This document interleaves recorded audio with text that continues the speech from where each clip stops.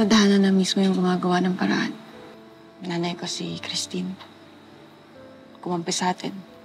Mas napapabilis yung pagpapabagsak natin kay Miguel at kay Judge Balmores. From this very day, I'm legalizing all my business.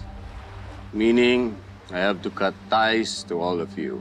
I'm going to leave the group permanently. Inaanunsyo ko na magiging state witness ako para akusahan si Judge Benito Balmores at Governor Miguel Aguirre ng illegal and criminal activities.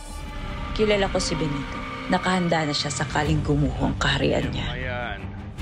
Mas mahal pa sa mga buhay niyo yan. Ililipat niya ang pera niya sa ibang bansa.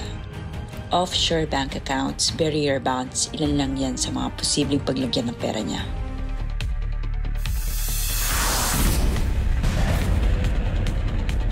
Balmores!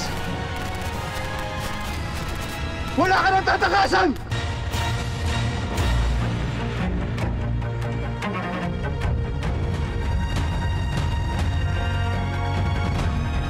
Lumuhod ka sa lupa.